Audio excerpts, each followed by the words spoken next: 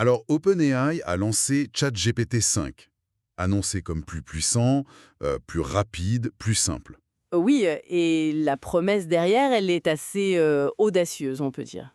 Ah oui, C'est-à-dire? ben, il parle carrément d'avoir l'équivalent d'un expert de niveau doctorat, sous la main pour n'importe quel domaine. D'accord. Bon, on va essayer de voir ensemble ce que ça apporte concrètement, ce nouveau modèle. Avec ce qu'on sait pour l'instant, bien sûr. Tout à fait.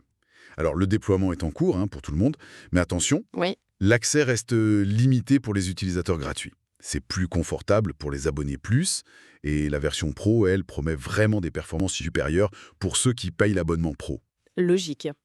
Et ils mettent en avant quoi comme argument? Principalement des scores élevés sur les benchmarks, surtout en maths, en raisonnement, et aussi une réduction notable des fameuses hallucinations. Les erreurs, oui.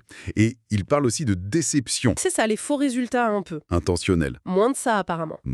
Intéressant. J'ai vu passer un truc sur le test des 7 erreurs pour l'analyse d'images. Ah oui, le jeu des différences, Bah alors, il trouverait 3 différences sans aide.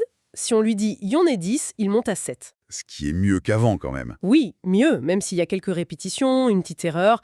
Par contre, il aurait du mal à générer l'image avec les différences bien entourées. C'est intéressant ce décalage.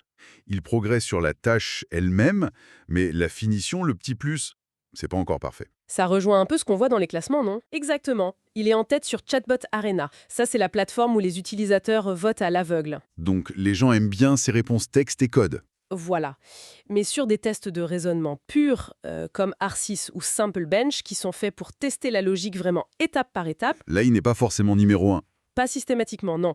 On a l'impression qu'OpenAI mise beaucoup sur l'expérience utilisateur globale, peut-être plus que sur la performance brute sur chaque type de benchmark. D'accord. Et cette philosophie, est-ce qu'on la retrouve dans la grosse nouveauté annoncée, le Covel Giga Visualisation avec ce mode Canvas? Ah bah oui, tout à fait. Je pense que c'est vraiment le gros morceau, là. C'est quoi exactement? En gros, on peut non seulement lui demander de générer du code, mais surtout on peut l'exécuter et voir le résultat direct. Directement dans ChatGPT? Oui, dans cette interface Canvas, c'est comme un espace de travail interactif intégré. Fini le besoin de copier-coller le code ailleurs pour voir si ça marche. Ah oui, ça change pas mal de choses. J'ai vu des exemples. Une animation SVG du pendule de Foucault. C'est ça. Ou même créer des petites applis web, un générateur de titres YouTube, un générateur d'excuses. Avec parfois des bugs au début quand même. Oui, certains retours mentionnent ça. Des soucis d'exécution dans Canvas, même si le code semble bon. Mais apparemment, ça s'améliore. Et surtout, Oui. la force, c'est l'itération. On demande une modif, on ajoute un truc, et hop, on voit le résultat quasi instantanément. On a vu des jeux comme Snake en React, des petits trucs en 3D. Bon, ça reste simple visuellement, j'imagine. Pour l'instant, oui. Mais l'idée de pouvoir créer rapidement son petit outil perso, sans être un pro du code, C'est peut-être ça la vraie avancée pour beaucoup de gens. c'est un point clé, je pense. Il y a d'autres outils IA pour le code, comme Cloud, Bolt, mais là, c'est intégré à ChatGPT. Donc accessible à des millions d'utilisateurs d'un coup. Exactement. L'idée de se faire sa petite solution maison pour une tâche précise, ça devient beaucoup plus réaliste pour monsieur, madame tout le monde, quoi. Et au-delà du code, l'écriture aussi s'améliore. On sent cette amélioration de l'expérience. Oui, les retours vont dans ce sens. Un style plus naturel, moins robotique, moins écrit par une IA. Moins facile à détecter. Voilà.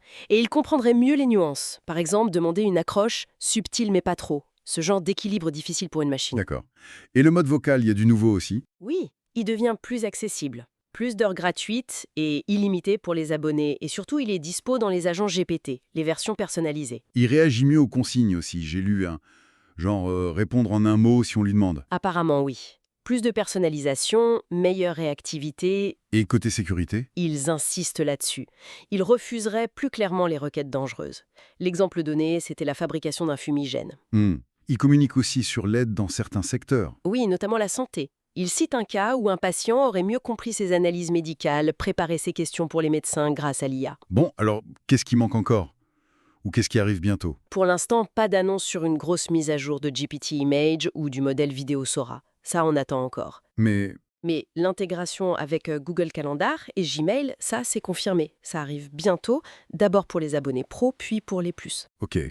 Donc, si on résume, ce GPT-5, c'est une consolidation majeure, on va dire. Oui, c'est ça. Pas forcément la révolution absolue sur tous les plans, mais un modèle qui affine l'expérience, qui comble certains retards, comme sur l'écriture, Tout passé. et surtout qui innove vraiment avec cette exécution de code intégré. C'est une bonne synthèse. Ce n'est peut-être pas le leader technique sur chaque petit critère isolé, mais l'ensemble est vraiment pensé pour séduire par sa polyvalence, sa facilité d'usage. Et le potentiel le plus intrigant, finalement. C'est sans doute comment cette nouvelle facilité de codage visuel va être utilisée par les gens. Exactement. Ce qui nous amène à la petite question pour conclure notre échange. En effet, maintenant que c'est plus simple de créer, de visualiser des petits outils codés, la question c'est, ok, quelle solution ultra personnalisée ou quel problème du quotidien un peu spécifique chacun pourrait maintenant résoudre d'une façon nouvelle grâce à cette démocratisation du développement.